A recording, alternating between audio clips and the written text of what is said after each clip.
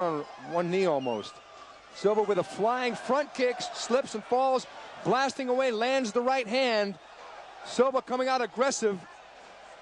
Yes, there was an uppercut in there, a right hook in there as well, and it all came from that slip, Rob. That's right, Danilo just looking to try and tie Jean up. Jean doing a good job, got the arms just by the forearms, doing a good job of just keeping them clasped.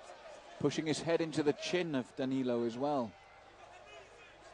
Danilo has Silva in a position that he wants him, except for he's got to make sure he doesn't get distance to throw the knees. Danilo might throw him over his shoulder by stepping back and pivoting. We've seen it happen before in Greco-Roman wrestling. There it is, he almost did it.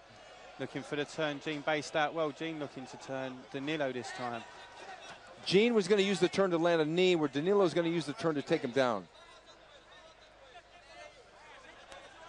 Good wrestling match so far. We're seeing a little bit of Greco-Roman and a little bit of Muay Thai in the wrestling aspect. But also, as you mentioned earlier, it's been very clear that Jean wants to keep this upright. Yes, he does. Danilo looking for the takedown. And Jean getting the whizzer, but as Jean gets the flip over, Jean Silva inevitably ends up on the bottom, and he didn't want this. He almost flipped him over and got on top, though. Into side mount position. Silva moving his left hip in, trying to get guard. Danilo giving it up, gives up the guard. Jean Silva with a pushback, with the up kick.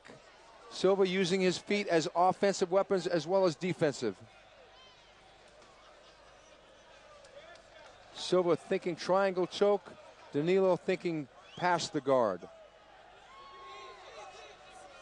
And Rob, would you say this was pretty much as Danilo would have wanted it to after having seen that early burst from Jean?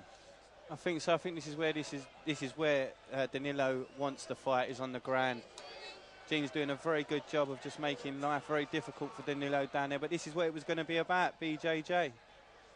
One thing about BJJ is flexibility, and Jean Silva is showing he's got that in spades because he's got that leg wrapped up there.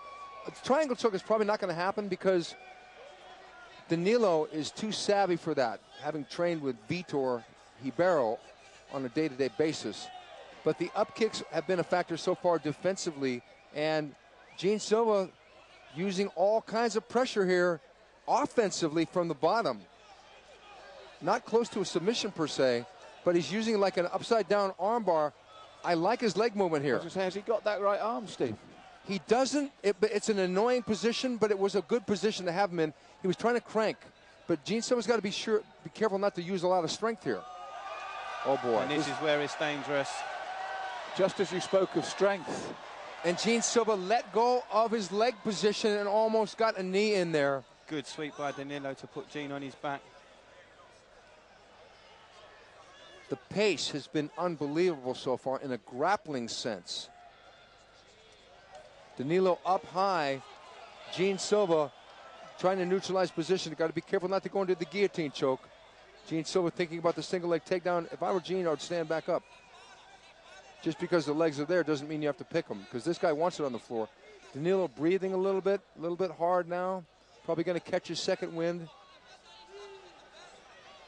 Back to the Greco over-under clinch. Danilo gets the trip, and down goes Silva. And Rob, put this pace in perspective in terms of strength, because as Steve said, it takes an incredible amount of strength, doesn't it? The way these guys have gone at it. It does, and both guys are moving so well. This really is a great match to be watching from a jiu-jitsu point of view. As Danilo sets in the hook, Jean pops straight back out. Danilo looking to take that rear position.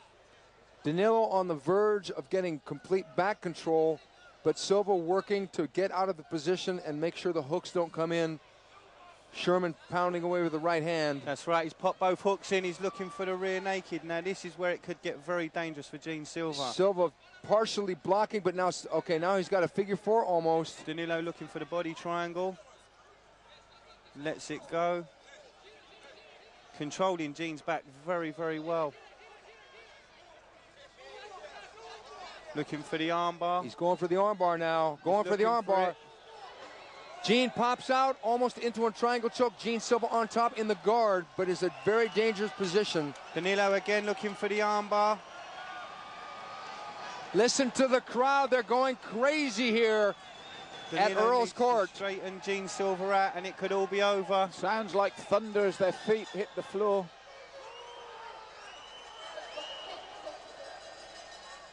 End of the round. They couldn't hear the bell. Oh, end of round number 1. An unbelievable finish there.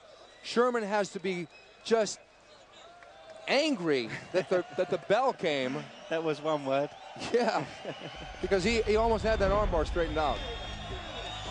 Here it is again. Jean Silva controlling the action early on, and then we get the slam. But rather than be slammed, Jean Silva lets go of the leg position and almost gets into a Muay Thai clinch, but he gets taken down again. And such was the noise at the end of the round that they didn't hear the bell. Dave O'Donnell had to run around and tell the referee and the two fighters the bell's gone. Jean Silva fought his way out of that armbar attempt. There's Alexis from London Chute giving instructions about underhooks and keeping the fight just standing. Jean Silva did a great job defending early on, but he was almost on the verge of trouble at the end of round number 1. I'm thinking of that round number 1. I'm tempted very strongly to go with Cherman.